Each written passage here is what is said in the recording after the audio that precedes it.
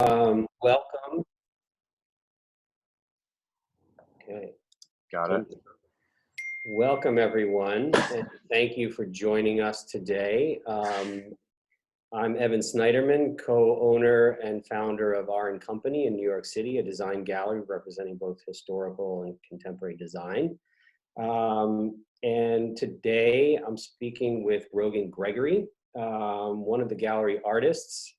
And I'll just give you all, well, before we get into it, I want to also just say thank you to Nicole Hollis and her team and Avery Davison for helping set this all up. And of course, Grace Landano and Catherine Suarez from R & Company working behind the scenes to make all these things possible as we learn new technology and how to have conversations like this. Is really exciting. So, Rogan, I'll just tell you guys first a little bit about Rogan, and then we'll get into some questions about his work. So Rogan began his career in New York City as a design consultant for luxury fashion, and created a revolutionary fabric garment construction, while his approach to clothing forms established him as a pioneer amongst his generation of designers. He designed his first clothing collection in 2001. In 2004, he founded Loom State brand, and in 2005, designed Edun, his first clothing collection for Bono and Ali Hewson. In 2007, he was the recipient of the Vogue CFDA Fashion Fund Award. So I don't know, a lot of people know you, Rogan, for your time in fashion, but some of the people listening in may not know. Those of us who do remember Rogan's brand very fondly, a lot of us owned his clothing and bought his clothing and wore his clothing throughout the 2000s, and that was a fun time. Rogan's also, become, over the years, he's worked in sculpture his whole life, and his expansive work in sculpture now ranges from miniature bronze forms to towering illuminated sculptures and outdoor sculptures, tables, furniture, and is inspired by organic beauty and fertility, marine life, and the mysteries of outer space. His creations exude a sense of wonder. So Rogan and I have known each other for quite a long time. We first met, I guess, in the late 90s, and Rogan had his studio across the street from us in Tribeca on Franklin Street. So we became friends in the early 2000s, being neighbors, and I'd often walk past Rogan's studio, which was directly like across the street. He had a mirrored glass window, so you really couldn't see in during the day, but at night you could see there was lights and furniture and things in there. And of course I would go in and buy my Rogan t-shirts, and I bought a few nice jackets over the period, which I wish I still had.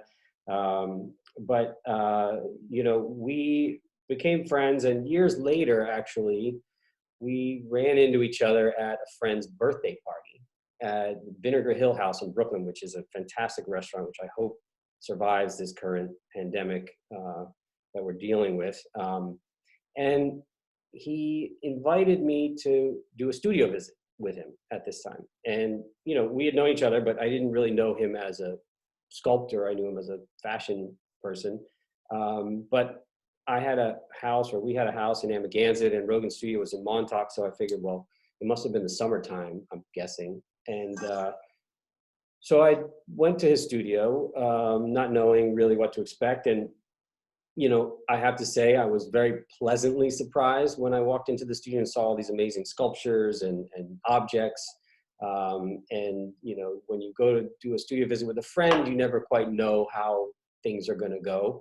But this was a very exciting moment. And really, I think one of the things I was, most impressed with was your enthusiasm for making things.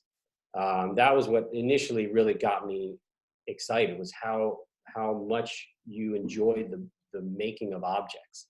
And even with this little tiny studio underneath his little house in Montauk, which was sort of like a surf beach house kind of thing, this little lean-to, almost like a shed filled with stuff. And anyway, after that first initial visit, I think you gave me a little gift, which actually I have still here in front of me. I don't know if you guys can see it, little birdie, little bronze bird, which I carried around in my pocket for a while. And it started off very simply with you. You know, we basically said, look, I don't know what you're going to make, but you should just start making things, and we'd love to show them. And I think that really started, it kind of opened a door for you in a way where just the idea of saying, go for it. And then you really went for it. And I wanted for you to start off maybe just by telling us a little bit about your time in fashion and your experiences, and how the transition from the world of fashion to design kind of worked for you, and just give us maybe a little bit of background there. Well, first of all, Evan, I can barely see you. I don't know if you can see me. I can see you. Oh, okay. I can't see me. I don't know what I'm not so proficient in this technology. So I guess there we go. Sorry. So yeah, to speak. Well, first of all, thanks for having me, Nicole Hollis and Evan. A pleasure. So yeah, I moved to the city when I was very, very early 20s. Was kind of told by my dad you couldn't make a living as an artist. I believed him. Didn't go to art school. Got to the city. Tried to, figure out what I was going to do. The fashion industry seemed like a logical kind of place for me to start, just because it was creative, but I could still, earn a living. So that's where I first kind of was able to express my my desire to be creative. Yeah, I started my own line in like 2001. We actually moved to Tribeca right after 9/11, and that's right across the street from you.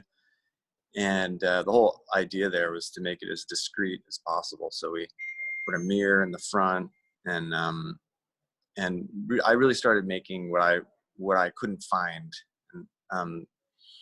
in workwear, because that's what I really like to do. I like to work.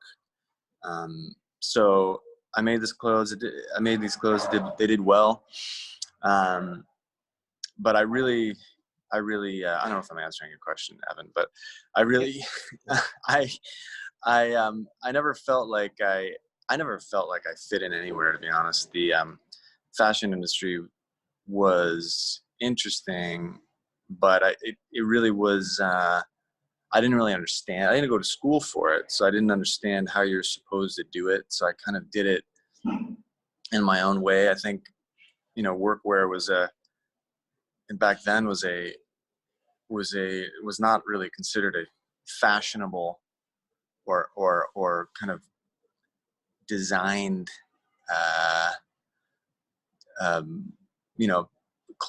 part of clothing. It was really all about stuff that you'd see on the runway. So when I was making it, I think people were a little bit confused as to why I would spend so much time and energy on a work pant. But to me, that's the most important. For me, it was so utilitarian. It's the most important garment. It had to function properly. So I really took time to take ergonomics into account, and the finish of it, and was really interested in the wear and the story that the garment told about the person. So I really got into vintage.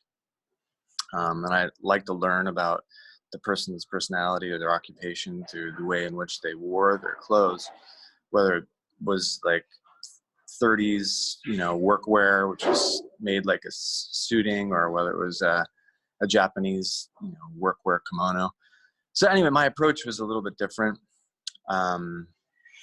Fast forward a little bit, I was encouraged to apply for this CFDA Vogue Fashion Fund.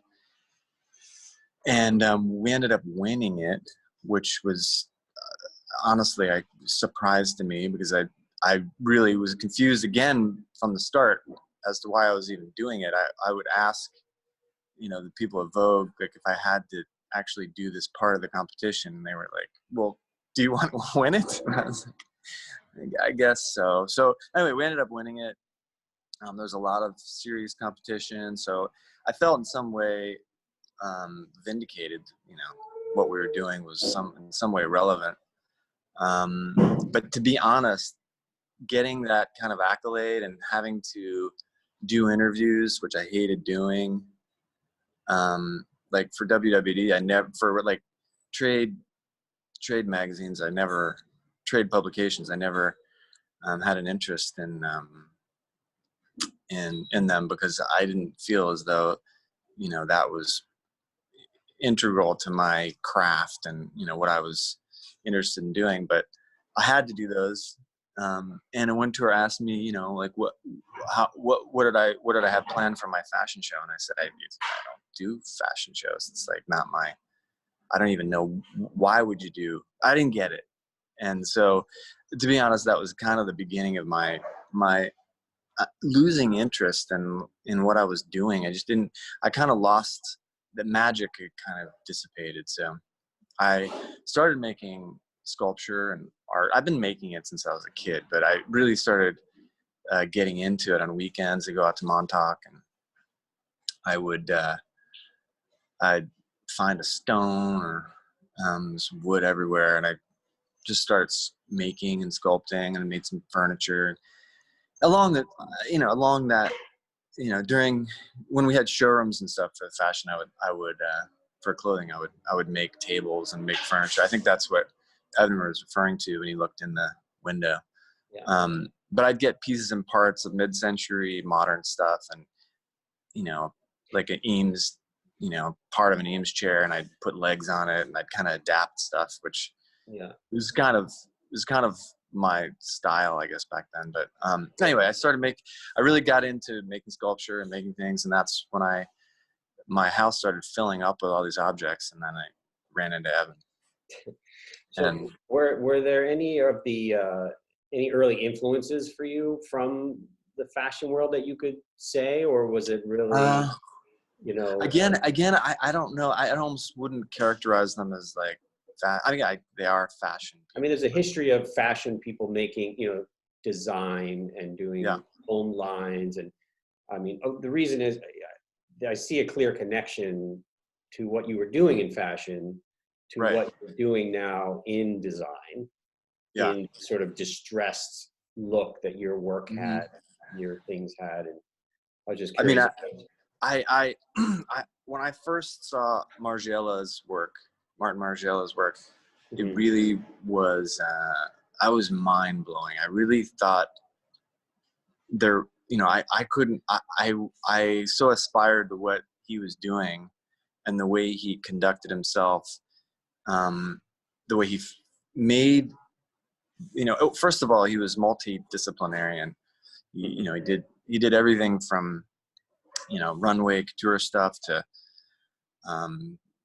random jewelry, to some homes. It almost didn't matter, even though he was a fashion designer, which I totally appreciated. He also never did an interview, never had his face shown, which I thought was kind of beautiful, just because he made it a lot more about his work and less about him, which I admired. The way the branding of things was so nondescript but so effective. Anyway, there's a lot of things I loved about Margiela, even more than I can say many artists. I just thought it was genius, and there's that Antwerp crew of designers that are all in that same genre, which were great. And there's honestly, back then, there's a lot of these these Japanese designers that were taking, referencing vintage stuff, and a lot of American vintage, which I thought was great. I don't know if that answers your question. Yeah, no. So, a lot of what your work, you've taken a kind of a unique approach, I would say, to the process of making your work, and in a way very much kind of rooted in classical sculpture. At least this is my own Yeah. interpretation, in the fact that you're, carving stone, carving wood. And we see in these pictures here, you're using a chainsaw to carve this stack laminated gorilla, which is actually a stool or a bench. Um, this is outside your studio in Montauk a few years back. Yeah.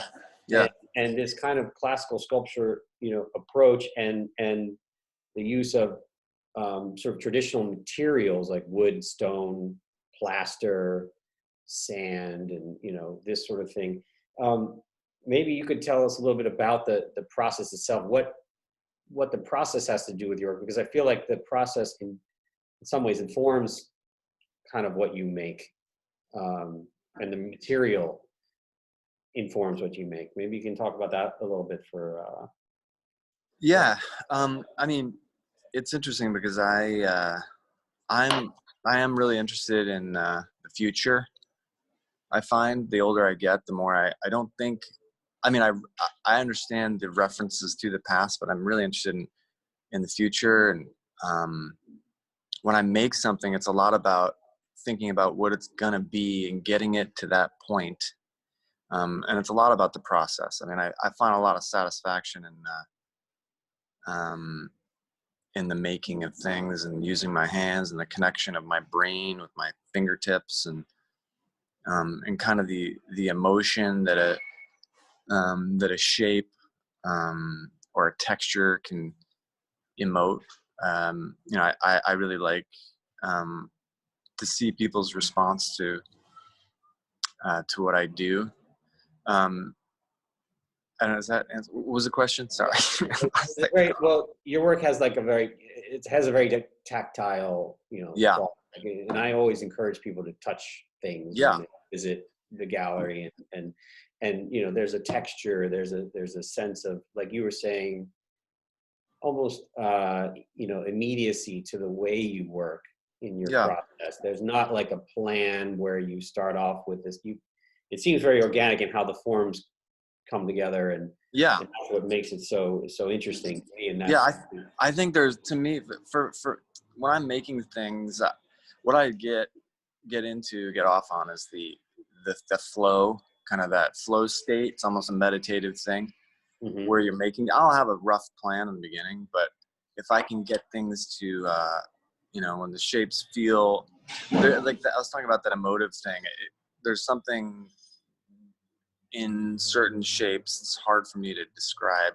Well, there's the truth in shapes, like there are things there's right and wrong, which sounds ridiculous. I know it's an opinion, but I'll see things and they're not right. So I need to make them right in my work, and virtually everything I encounter in my life, including, the design of a car, or, a refrigerator, or a table, or a house. I cannot help but want to correct them.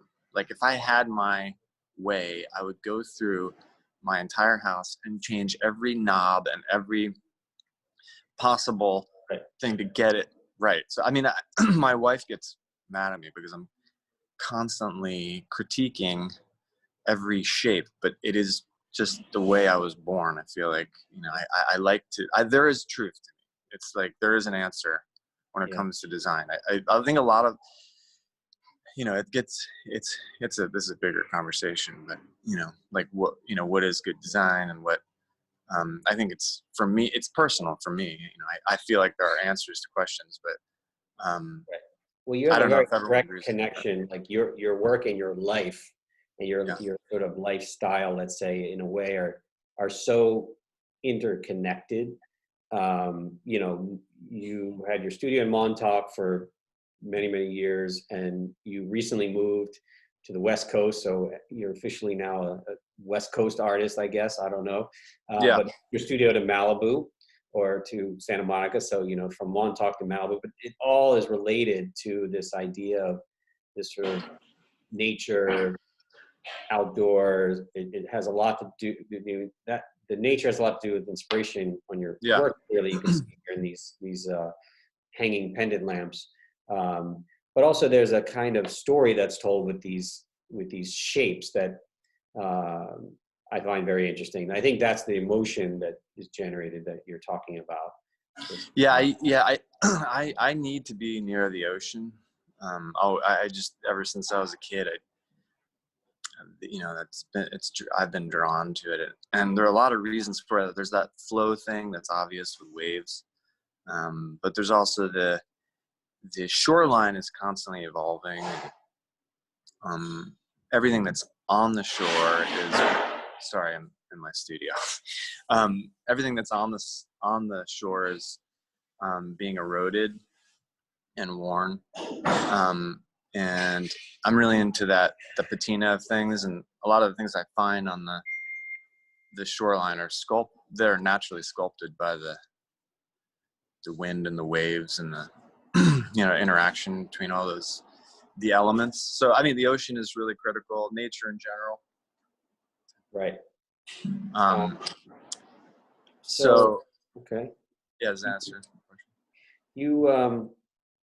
You had your first solo show with us at R in 2016, and that first show was really, I'd say, more object oriented in a way. It was kind of like a little bit of a visit. It had this feeling of like a ancient sort of, not history museum, but it had this kind of Smithsonian sort of, it was a very dark, we had these objects in little boxes and like little ancient relics kind of appeal to it. But since that first show, the work has really transformed and really exploded in scale and in concept, and I think that's really in the last 3 years you've sort of catapulted into this whole other realm of contemporary design, whether maybe intentionally or not, but I think it's exciting. Yet you continue to make furniture and lighting, which are really, I think, a big part of your practice. Obviously the objects as well, but now it's really grown to much more, including large scale installations and things like that. Is there is something that you're drawn to, like in terms of the making of furniture and lighting? What is it about lighting you think that kind of inspires you? Well, I mean, first of all, when it comes to sculpture, typically it's something that you is coming from the ground. I mean, it's set on the ground, or on the floor if you're inside. But the beauty of lights is obviously, typically they come from above, like the sun. Not that I want to compete with the sun, but the idea of making lighting is that there's that space that's not occupied above our heads, and to me that's almost the appropriate place for my style, or the way I make work, because I like it not to be floating, so I don't like it to be anchored. So lighting from putting sculpture overhead makes a lot of sense to me. And the other thing is too, I feel like a lot of times I struggle with this a little bit, the sculpture for sculpture's sake. Typically if it has some use, it just makes more rational sense to me. It depends on the day, but sometimes I just feel like making a shape and I don't have to sit on it necessarily, be able to sit on it. But the cool thing about lights is that it functions too. It's something that you can use, hopefully. Not that Yeah, I mean, look at pointing out the lamp on the left here, the white one is, it's hard to get a sense of the scale of this piece, but it's massive. It's probably 6 or 7 feet in length, and several hundred pounds, which obviously if it was made out of another material. Well, you can talk a little bit about what it's made out of, but how you make these things, because that's also an interesting bit of a, well, not you want to tell how the sausage is made, but you know, the story of how you've come up with this process is pretty interesting too. But you know, these are really sculptures. These are incredible forms. In a way, kind of their functionality is almost like a secondary part of the story. Yeah. Yeah. Sure, we lost the visual there, I think. Oh, okay, sorry. So to speak to, well, first of all, design wise, if again, there's, you know, a lot of what I'm, for lack of a better word, inspired by, is this molecular thing, in the way, from very, very basic shapes of things, and the way they're assembled. A lot of times in nature, there's certain geometries that just make sense and that are repeated, you know, Mm-hmm. as they scale. And if you look at the way coral grows, or you look at the way trees grow, they're all kind of similar geometries. And or if you look at the way a fungi, the mycelium,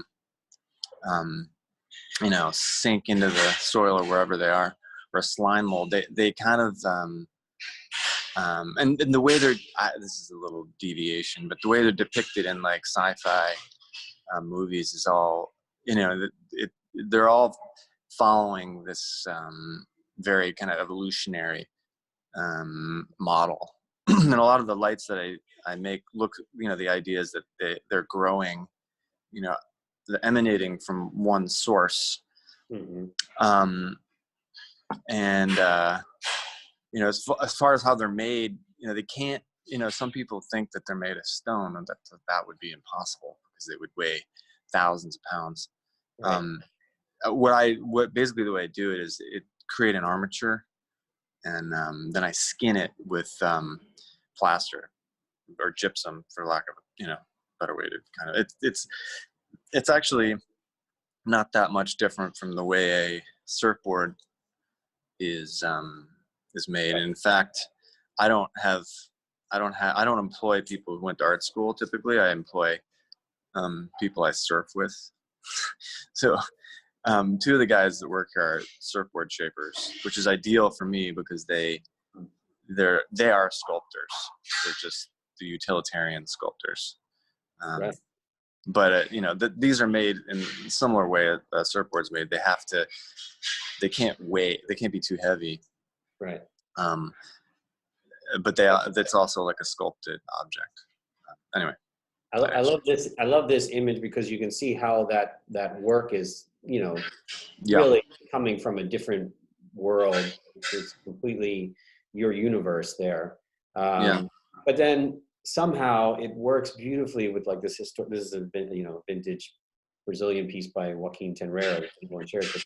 The way, the juxtaposition of your work in different environments, I find really exciting. And I guess that would lead, you know, one of the other things I wanted to talk about today was a little bit of the sort of commissions that you do, because a lot of what you work, you know, a lot of your work is done by commission.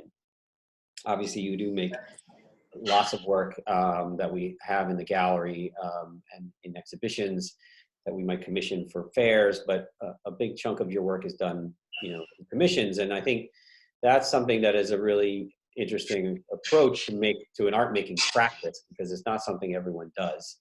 But it seems to me it affords the clients and the collectors and also the artists and like really interesting opportunities. Maybe you could talk a little bit about some of the commissions. I know you have some interesting commissions that are currently sort of happening. Or maybe you could talk about what your ultimate commission might be. I'm curious to hear that myself. Yeah. Yeah. I mean, I like to, I don't know, it's not maybe the most common way art is necessarily made, but I like when the work jives with the space that it's in, whether it's inside or outside.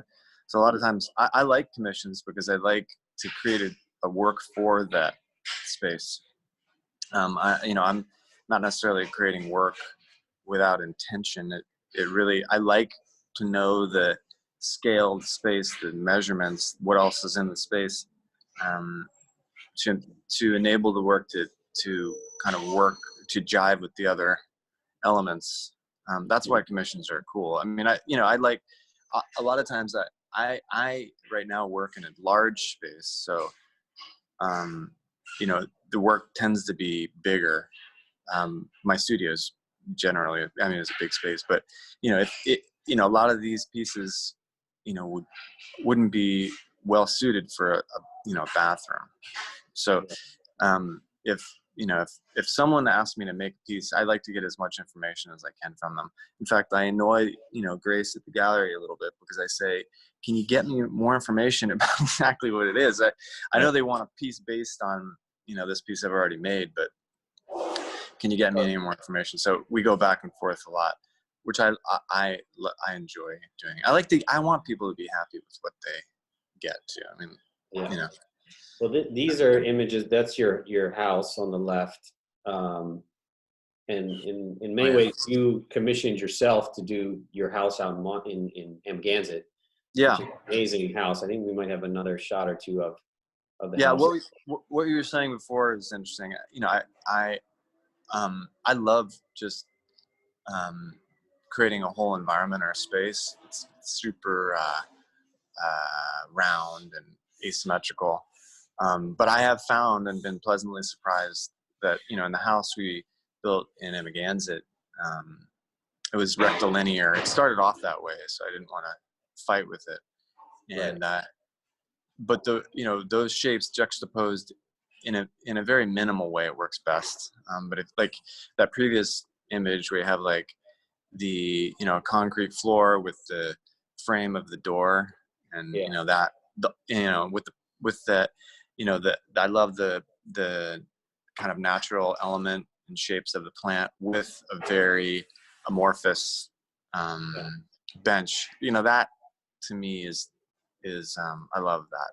And this is a mirror made out of found, like a hollow stump. Yeah. Right? Well, that's actually from I have a pretty good. When I get to a place, I try to find good resources for raw material, and that is from a tree and it's an elm tree in East Hampton. Unfortunately, a lot of the elm trees have a blight, and they're slowly, around the rest of the country they're dying, but in East Hampton they're still left, and that one unfortunately bit the dust, so I was able to get a piece of it. So I like the historical part of materials too. I like where they're found. A lot you're talking about the aggregate stuff I use in the terrazzo and stuff. All that sand. I like the idea of taking it from a specific place. You and I have done commissions like that too, where we, someone has some sediment or some sort of aggregate or sand from a beach that is in some way, meaningful, and we try to put it in the work. There's a story in the material often that it adds another layer. Yeah, what you're trying to do, and then maybe move forward one more slide, Avery. I think there's another slide of the. Oh well, this is a sculpture. Yeah. That is. I mean, I love doing too. A lot of the outdoor work I do is in bronze. We've done a bunch of outdoor installations. It seems like something that has worked really well for my work. It's like it's almost like taking a landscape, like I was saying before, just like you take an interior and creating shapes that work with the landscape. This is just a piece of sculpture, but stuff along this line is what I really aspire to, what I want to do more of. Yeah, I think we have some shots of that. If you keep going forward a little. Well, so here, let's just. Okay, sorry, jumping around. We have those, I think, shots of some of the outdoor sculpture coming up, but Yeah. These are just two nice installations. I thought I'd share with people just to see like your work in situ, how it Yeah. really becomes a part of the environment, even though it's completely alien in a way. Yeah. Uh, these are two great works. Here's Mhm. another chandelier. And again, it's what's nice is how your work never really repeats itself. Yeah. Um, it's often we have, success with a certain shape or a certain style of work from an artist. And, so much of us as dealers, we want you to keep making that same thing. But I know in the end, for the success of the artist in the long-term careers, you can't do that. And you don't do that. You just keep moving on and you keep creating new works, which is so, in a way, commendable. And I love that about your Well, work.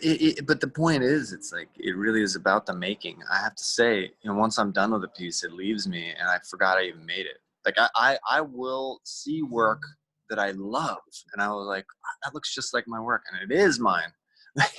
It happens all the time. Yeah. Like Love those. and I've had dreams when I wake up in the morning and think, what a brilliant idea that was, that person had in my dream. And I was like, wait a minute, technically that's my work because I created the person who made that in my dream. I guess the point I'm making is that so much of what I do is about the process. Like I have to make, every day, Right. even homeschooling, my kids will get frustrated because while they're doing work, I'm drawing. Mm-hmm.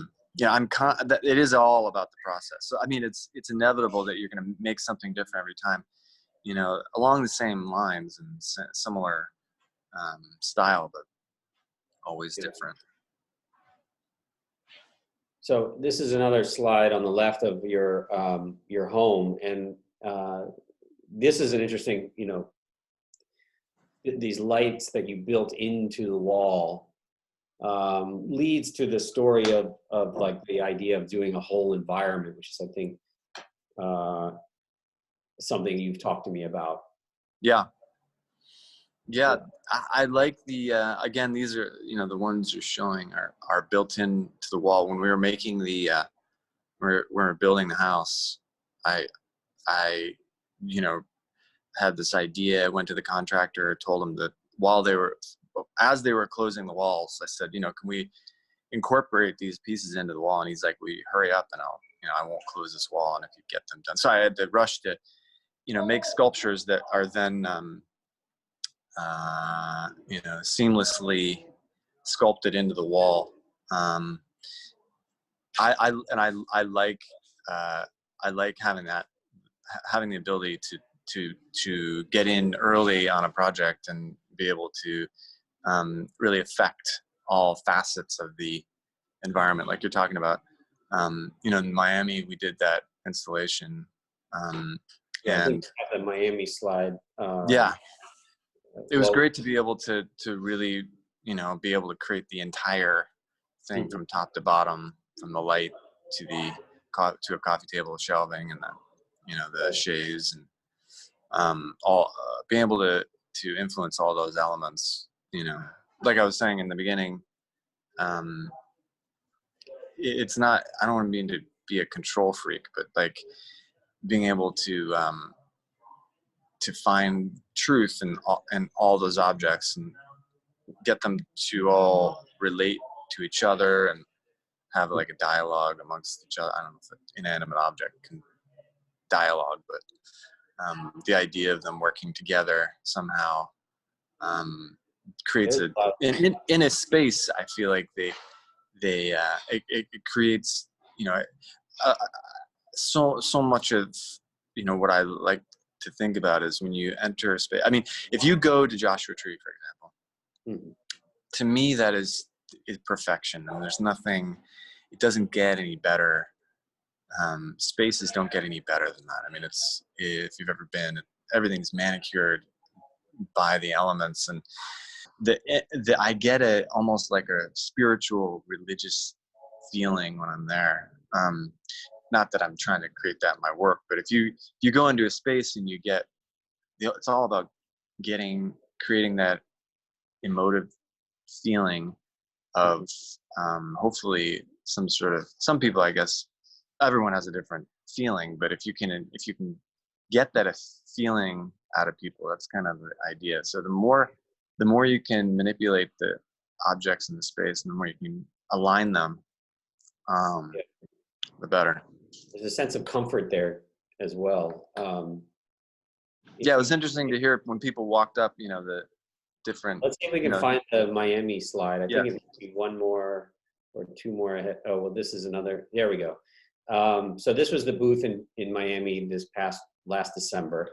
And this was a really interesting project. At the fair there, we have a fairly good sized space. And essentially we just said to you, we're going to give you this venue, this square footage. Here's your like little mini gallery.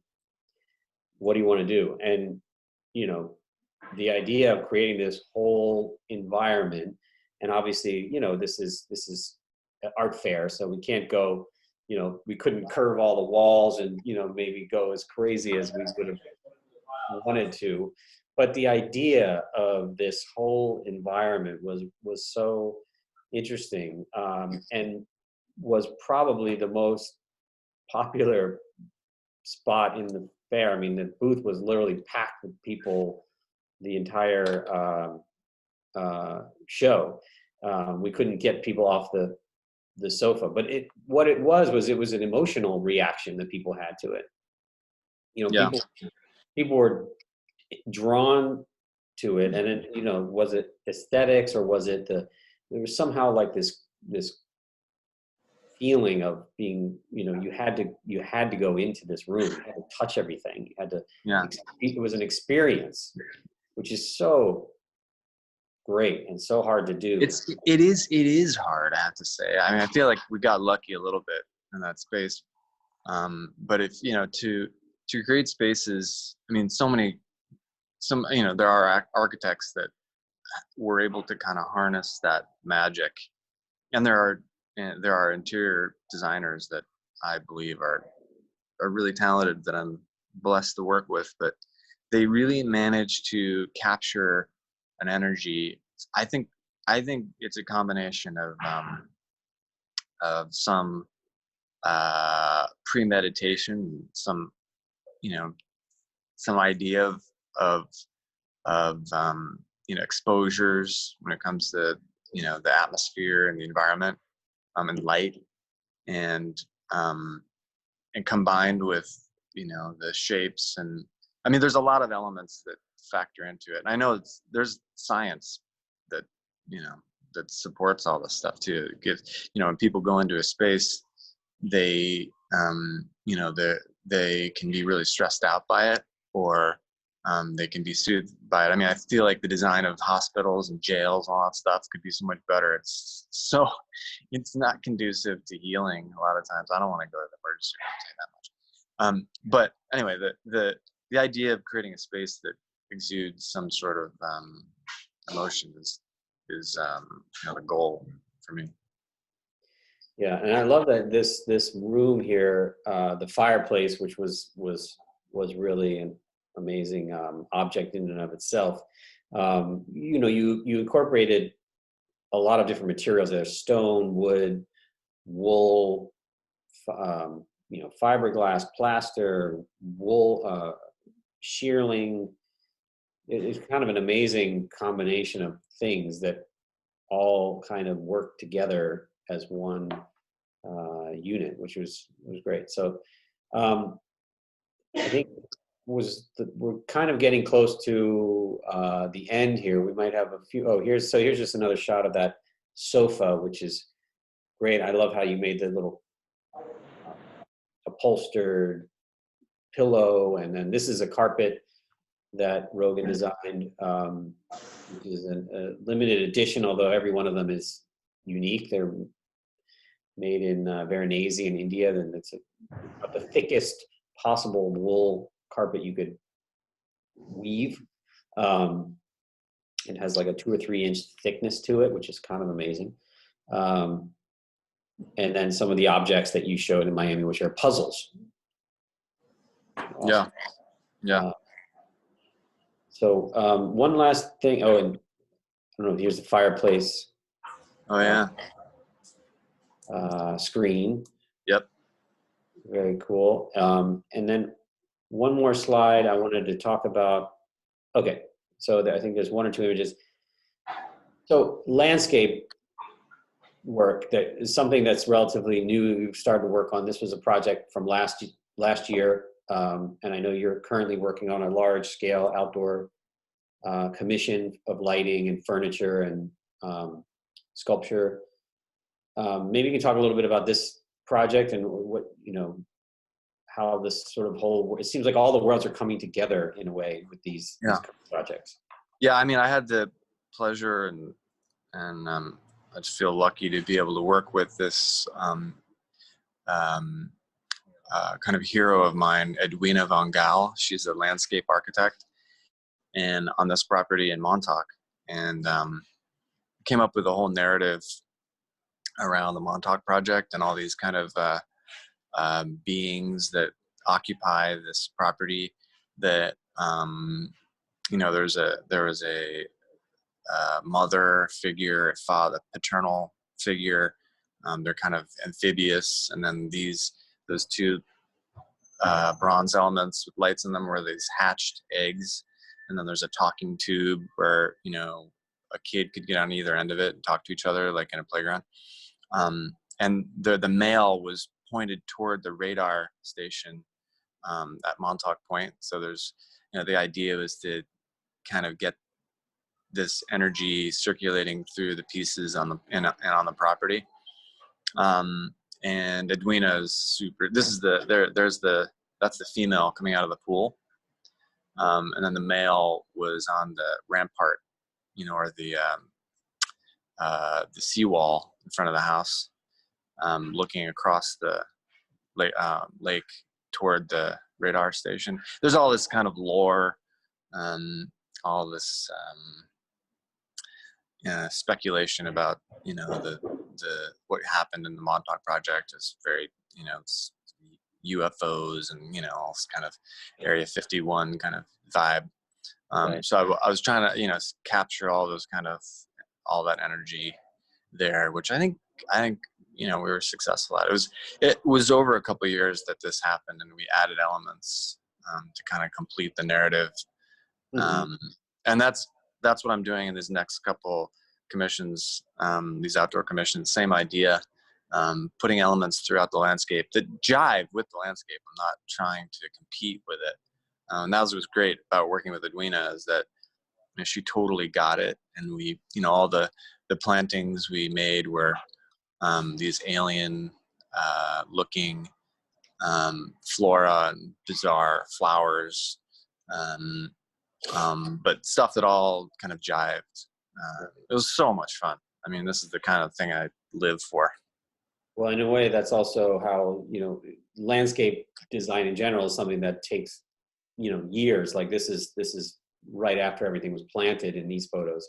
Obviously, it gets better and better with time as things grow, and it's going to be interesting to see how your work grows together. And I know when we were working on that project for LA, you were trying to figure out ways of having the work really incorporate itself into the environment, not be these sort of like beacons or standing out in the environment, but almost like blending in and participating in this kind of dialogue with nature, which I thought was really incredible. And I think this is an exciting, direction to see the work coming and the scale. Yeah. I mean, I feel like most all the work. Well, if you go to Storm King, for example, it's in upstate New York.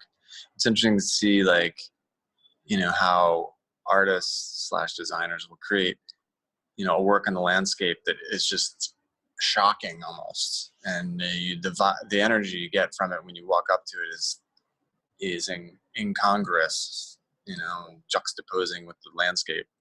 And then you see Andy Goldsworthy that totally it's the opposite ends of the spectrum. I think I fall somewhere in the middle there. So but yeah, go ahead. Sorry. Well, I think we should probably move maybe into some Q&A if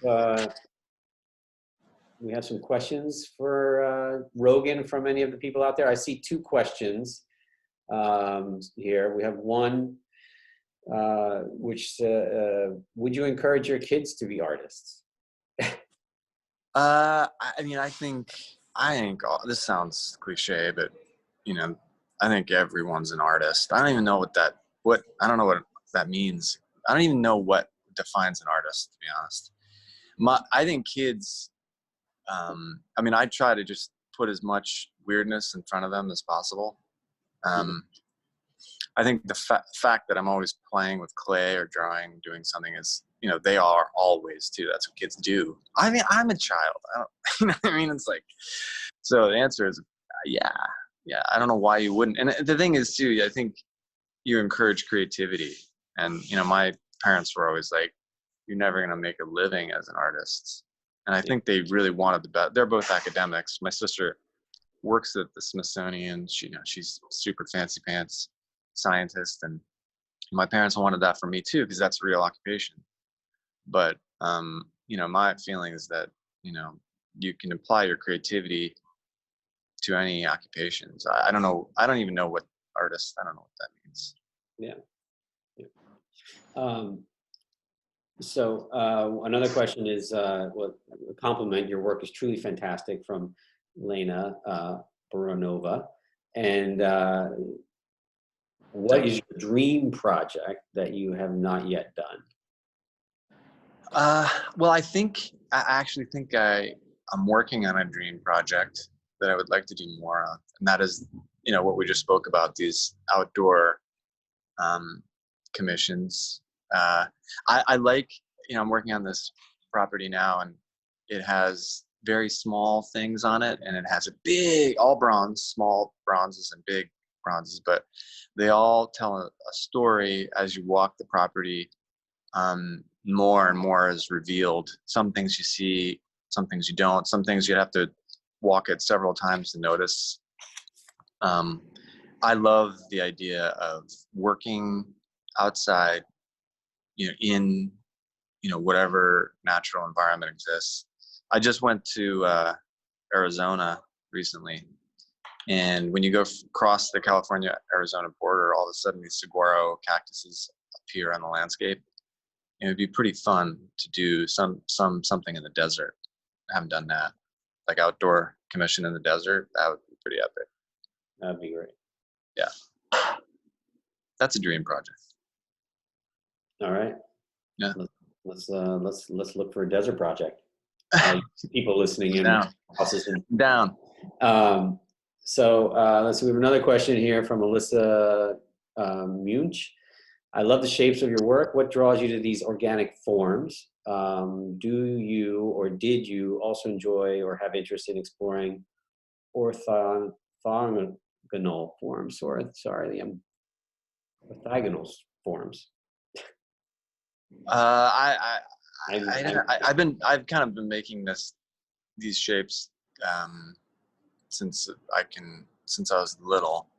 I used to, when I was like 8 or 9, my dad taught me how to use a lathe. Mm-hmm. So I did a lot of these round shapes. Typically on a lathe, they are more symmetrical. But, you know, I have stuff also, you know, ceramics and stuff like that when I was a kid. But they're all not that much different. I wouldn't say you could tell the difference between what I made when I was 16 and what I make now. Mm-hmm. I mean, I had some deviations. Like I got really into rectilinear stuff when I was in my early 30s. I made a lot of Don Judd looking stuff.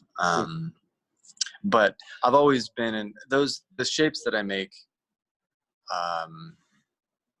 really contribute to my sanity and keeping it. You know, the shapes make me happy.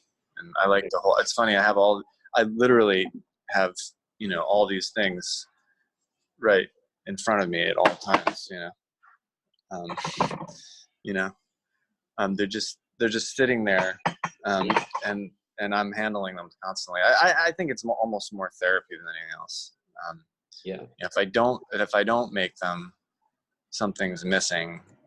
When I do make them, I feel more whole, and makes me keeps me moving. I have one last question here. It looks like. Were there any challenges in transitioning from fashion to sculpture or visual arts? I mean, Yeah, talk about that a little bit. I will say, I'll give you some credit here, Evan. I think you were one of maybe 2 or 3 people that thought it was a good idea. You had kind of your own interest maybe, but I was just like, I mean, no one thought it was a good idea. You know, everyone's like, wait, you've got like 20 years of clothing and fashion under your belt. Why would you change gears now? The point is, I didn't have a choice. I was really uninspired by clothing. Just about everything about it. I don't want to get into that.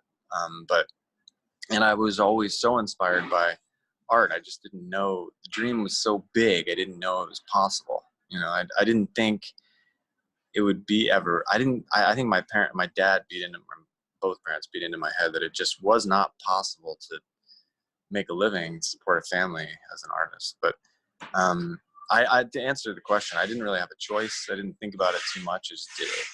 And I think that's the best way to do things. It wasn't even like taking a risk. I wasn't even taking a risk. It was just, I didn't have a choice. You know, if I thought about it too much, I would not have done it, because it probably, the odd statistics would show that this was probably not wise, but I didn't have a choice. Yeah.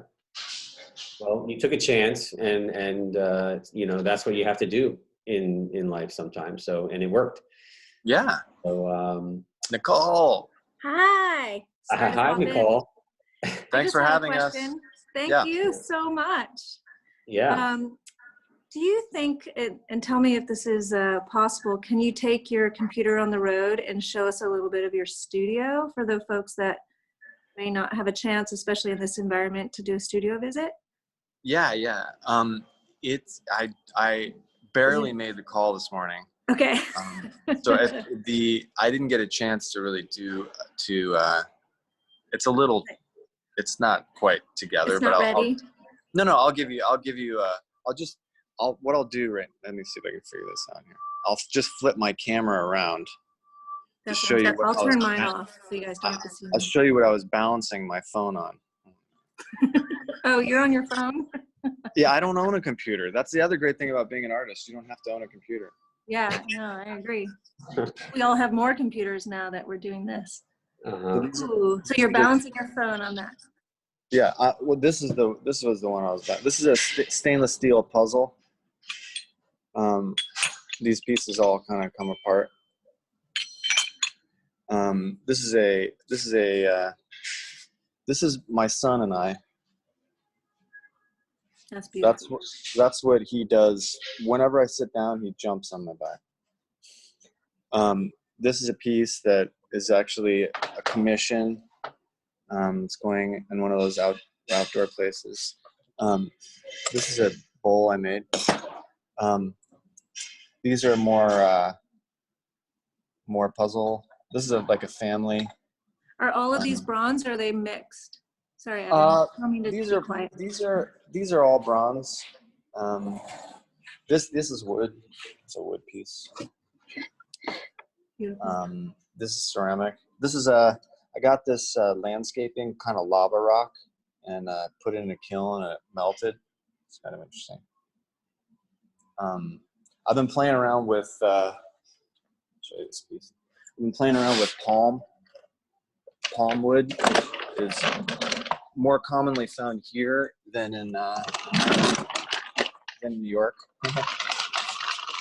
That's a big piece of wood. You can see that. This is a piece of maple. It's like a table. These wicker pieces I've been working on, which are pretty cool. And those are made in LA? No, this actually, a friend of mine who surfs moved to Bali, and he was like, "Bro, I'm making furniture. You want to make something?" I was like, "Oh, I'll make it. How about a wicker chair?" So that's how that happens. These are not yet in completed, but chairs. That's a mirror. Beautiful. Is it electrified? It is actually. It's not plugged in because I don't have an outlet right here. But inside these holes here, light comes out of. It's a touch. It's a touch. So you touch it and it comes on. I just have to plug it in. Let's see that big hanging lamp. That's cool. This one? Oh yeah, that thing. Ooh. That's That's awesome. Yeah, I don't have this one, or you this one. Yeah, This no, one's oh yeah, there's that one. this one's dead. I have to revive it. It looks dead. Yeah. Those are some models that I make. It's an ostrich egg. This it doesn't get much better than this shape right here, I don't think. This is skull. That's great. Yeah, this is kind of how this was the Miami piece. Sofa. Yeah, the sofa. This is kind of fun. My wife wanted a lounge for her. All right. She threatened to buy one, and I was like, "Wait a minute. Like, give me a couple days." I haven't shown you that, Evan. Yeah. That's cool. Anyway, how was that? That was great. That was great. Thank you. Yeah. So, Nicole, do we have time for any more questions, or should we kind of wrap it up? We have a lot of questions here still. Yeah, I think whoever wants to stay on for questions, fantastic. If Rogan is up for it, then we can stretch past 10 o'clock. Yeah, I'll take a couple more. I got to get some work done. Let's take a couple more. Yeah. That's a hard one. Let's see here.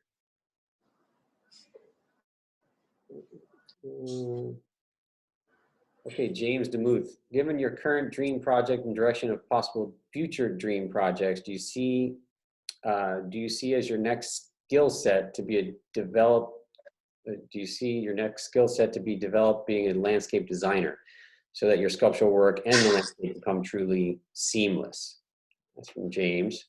I like that idea. I mean, I was thinking like I want to buy a big piece of property and get a backhoe and start making earthworks. So I mean that would just be something else. But when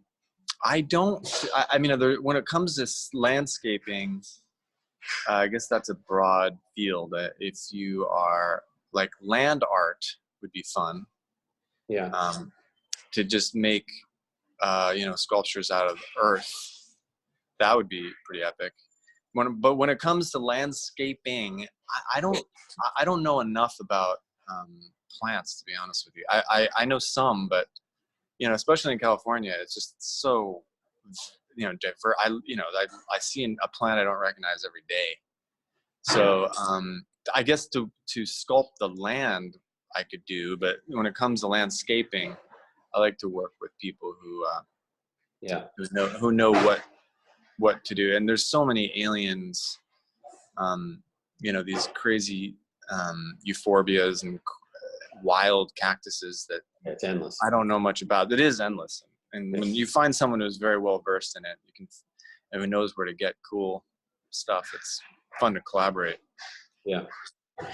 Here's another question, which is another tricky one. How do you define craft, design, and art? And could you talk a bit about merging borders between these three disciplines? Now, that's a question we talk about all the time. Yeah. By the gallery. That's a question for you, Evan. Yeah. I mean, I can take that one, I guess. We as a gallery, and also working with artists like Rogan, we work with Rogan for that reason, is because he is an artist who works across multiple disciplines, and we sort of look for people who can transcend those three, practices, from fine art to craft to design. And I think that is critical to what our gallery represents, but also that conversation, which has been going on for a long time, is really timely now because all these worlds are really converging. And I feel like what was relegated as craft is being brought back into the fold as fine art in many mediums, like ceramics in particular, but also starting slowly with glass. Many more artists are working in glass now that are not glass artists, but conceptual artists. And so I feel like the difference is getting sort of, in a way, smaller. These worlds are sort of converging, and we're seeing more of a hybrid of all these mediums together at the moment, which is exciting for us as a gallery and for our field in general. So I hope that answers the question.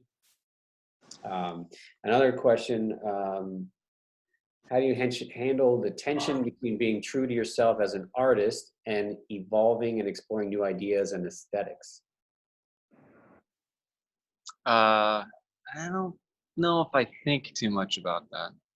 Yeah. It goes back to the craft versus artist thing. I think a lot of artists think a lot about themselves and how they're perceived. Not that I don't, but I think I like to make work. I'm conceptual, but I'm not 100% conceptual. So, I mean, you know, I really enjoy the process of making things and thinking about the next thing I'm going to do. So I don't know if that answers the question. Another question from Rona. Do you always sculpt miniatures for your or mock-ups for future sculptures or projects? Is that part of your process to visualize the end product, or do you put them together afterwards and make the miniatures afterwards? No, I don't make them afterward, but I don't always make them before either. It kind of depends. You know, sometimes if I will have a specific idea that I think will work, then I make something small or do a drawing. But if I'm not sure about how it should be, then sometimes I just get right into it and see what happens. It goes, you know, it depends on the piece, I guess. It depends on the day. I think the important thing is just, you know, rolling with it, and, you know, not fighting anything, you know, just kind of letting it flow. So if it feels like you should make something small first, then do that. But I think there's not for me, that's the problem with school, you know, and learning how to be an artist. It's, you know, I don't know I think they should teach you how to not be anything, you know, just roll and just kind of feel, you know, as opposed to premeditating or thinking too hard about it. I think we can leave it at that. Yeah. I agree. Yeah. So thank you everyone for joining, if you're still out there, and be safe. Thank you. Thank you live both. in the flesh soon. Thanks, Yeah, thanks for having us. Thank you both. I appreciate it. It's nice to stay connected. Yeah, definitely. Okay. Be safe. See you Bye-bye. soon. Bye.